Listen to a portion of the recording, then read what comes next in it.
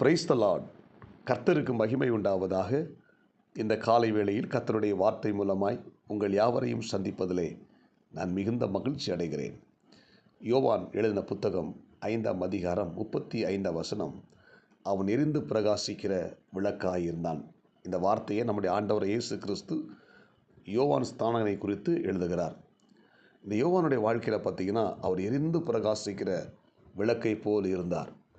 அவருடைய வாழ்க்கையில் பலவிதமான நெருக்கங்கள் வந்த பொழுது, குறிப்பாக ஏரோது தன்னுடைய தம்பியுடைய மனைவியை அபகரித்து வைக்கும்போது அது பாவம் என்று சொல்லி சுட்டி காட்டி அந்த யோவான் அவரால் கைது செய்யப்பட்டு சிறைச்சாலைக்குள் இருக்கிறார். சிறைச்சாலைக்குள் இருந்தபோது கூட அந்த பாவத்தை நீ செய்த தவறு என்று சொல்லி அவர் தைரியமாக அந்த ஏரோதுக்கு சொன்னார். அது மட்டும் இல்லாமல் அவர் தலையே போனாலும் பரவாயில்ல, தவறு தவறு என்று சொல்லி அந்த யோவான் மிகுந்த ஒரு தைரியமுள்ள மனுஷனாய் காணப்பட்டார்.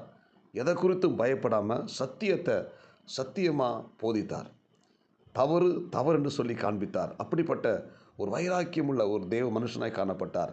இன்றைக்கு பார்த்தீங்கன்னா, நம்முடைய வாழ்க்கையில் சில சமயம் நமக்கு நிறைய பாடுகள் வரும். நம்ம ஆண்டவருக்காக வைராக்கியமாக வாழும் பொழுது, ஆண்டவருக்காக உண்மையாக வாழும் பொழுது, பரிசுத்தமாய் வாழும் பொழுது, சில சமயத்தில் நம்ம துன்பத்தின் பாதையில் நம்மை தேவன் அனுப்புவார். ஆனால் அந்த துன்பத்தின் பாதையில் நம்ம போகும்போது நாம் சோர்ந்து போய் விடக்கூடாது. நமக்கு இந்த சில நெருக்கங்கள் வரும்போது, கஷ்டங்கள் வரும்போது சோர்ந்து விடக்கூடாது. இந்த கஷ்டங்களும் உபத்திரவங்களும் துன்பங்களும் நம்முடைய வாழ்க்கையின் உயர்வுக்கே என்பதை நாம் புரிந்து கொள்ள வேண்டும். அல்லேலூயா.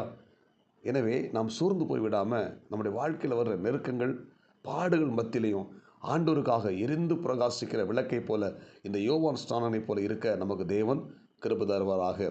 இயேசு சீமோனுடைய வீட்டில் போய் அவனுடைய வீட்டில் உட்கார்ந்துருக்கும்போது அந்த வீட்டில் ஒரு பெண் வருகிறாள்.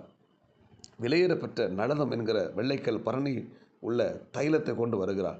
கொண்டு வந்து அந்த வீட்டுக்குள்ளே வந்த உடனே அந்த வெள்ளைக்கல் பரணியை உடைக்கிறான். உடைச்சி என்ன செய்கிறா, அந்த பரிமள தைலத்தினால் இயேசுவின் தலையில் அந்த எண்ணெயை பூசி, காலில் எண்ணெயை பூசி என்ன செய்கிறா, தன்னுடைய தலைமயிரால் அதை துடைக்கிறாள்.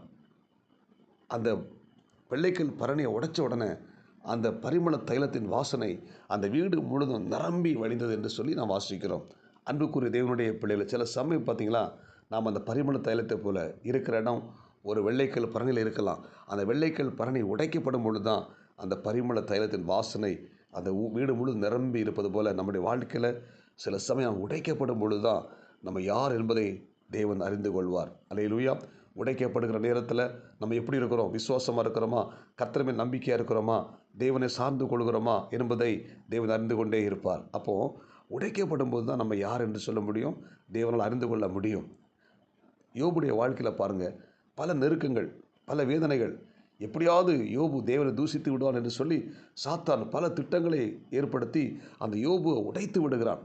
அந்த யோபுடைய வாழ்க்கையில் மிகப்பெரிய நெருக்கத்தையும் வேதனைகளையும் கொண்டு வருகிறான். ஆனால் அந்த யோபு அந்த உபத்திரவத்திலையும் அந்த நெருக்கத்திலையும் அவர் ஆண்டவரை மறுதளிக்கவே இல்லை. அவர் தம்முடைய வாயின் வார்த்தையில் கூட தேவனை பற்றி குறை சொல்லாமல் அவர் சொன்னார், என் மீட்பர் உயிரோடு இருக்கிறார், ஆமென், அவர் என்னை சோதித்த பின்பு சுத்த பொன்னாய் மாறுவேன் என்று சொல்லி அந்த யோபு தன்னுடைய விசுவாசத்தில் உறுதியாக இருந்தபடினால அந்த யோபுடைய வாழ்க்கையில் இழந்து போன எல்லாவற்றையும் தேவன் அவருக்கு திரும்ப கொடுத்தார். அல்லேலூயா. அந்த யோபுடைய வாழ்க்கையில் பாடுகளும் உபத்திரமும் நெருக்கங்களும் அவரையும் தேவனை விட்டு பிரிக்க முடியலை. அந்த யோபு உறுதியாக தன்னுடைய உத்தமத்தில் உறுதியாக இருந்தபடினால அந்த யோபுவை தேவன் ஆசீர்வதித்தார். இன்றைக்கு இறைவார்த்தை கேட்கிற தேவனுடைய பிள்ளைகளே, நம்முடைய வாழ்க்கையில் வர துன்பங்கள், நெருக்கங்கள், போராட்டங்கள் வரும்போது அவை எல்லாம் நம்முடைய வாழ்க்கையின் நன்மைக்காக, நம்முடைய ஆசீர்வாதத்துக்காக, நம்முடைய வாழ்வின் உயர்வுக்காக என்பதை நாம் புரிந்து கொள்ள வேண்டும். அல்லேலூயா. எனவே இந்த காலை நேரத்தில் இறைவார்த்தை கேட்ட ஒவ்வொரு தேவனுடைய பிள்ளைகளும் உபத்திரங்கள் வரும்போது, துன்பங்கள் வரும்போது, பாடுகள் வரும்போது அவைகள் நம்மை ஒரு நாள் தேவனுக்காக எரிந்து பிரகாசிக்கிற ஒரு விளக்கை போல நம்மளை உயர்த்தும் என்று சொல்லி நாம் சோர்ந்து போய்விடக்கூடாது. அல்லேலூயா. நிச்சயமாக இந்த துன்பங்களும் இந்த பாடுகளும் என்னுடைய வாழ்க்கை நன்மைக்காகவே தேவன் எனக்கு அனுமதித்திருக்கிறார் என்று சொல்லி நாம் விசுவாசிப்போமானால் தேவன் நம்மை ஆசீர்வதித்து உயர்த்த போதுமானவராக இருக்கிறார். ஜெபிப்போமா. பரலோக தேவனே, இந்த காலை வேளை இறைவார்த்தை கேட்ட ஒவ்வொரு தேவனுடைய பிள்ளைகளுக்காக நாங்கள் ஜெபிக்கிறோம் ஆண்டவரே. யோவானை குறித்து நீர் சொல்லும்போது அவன் எரிந்து பிரகாசிக்கிற விளக்கை போல இருந்தான் சொன்னது போல பாடுகளும் துன்பங்களும் வரும்போது நாங்கள் அடைந்து விடக்கூடாது ஆண்டவரே. எங்கள் விளக்கு எப்பொழுதும் எரிந்து கொண்டே இருக்க உதவி செய்வீராக. இந்த இறைவார்த்தை கேட்ட ஒவ்வொரு தேவனுடைய பிள்ளை கர்த்தர் ஆஸ்வதிங்க. இந்த நாளுக்குரிய கிருபை கொடுத்து பாதுகாத்துக் கொள்ளும்.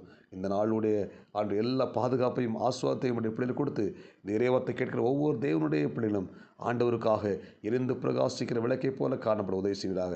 இந்த இறைவார்த்தை கேட்ட ஒவ்வொரு தேவனுடைய பிள்ளைகளும் கர்த்தர் ஆஸ்வதிங்க. இந்த நாளுக்குரிய கிருபை கொடுங்க. இயேசுவின் நாமத்தில் ஜெபிக்கிறோம் நல்ல பிதாவே, ஆமென். God bless you. உங்கள் யாவரையும் கர்த்தர் ஆஸ்வதிப்பாராக. இந்த நாள் உங்களுக்கு இனிமையாய் அமையட்டும். ஆமென்.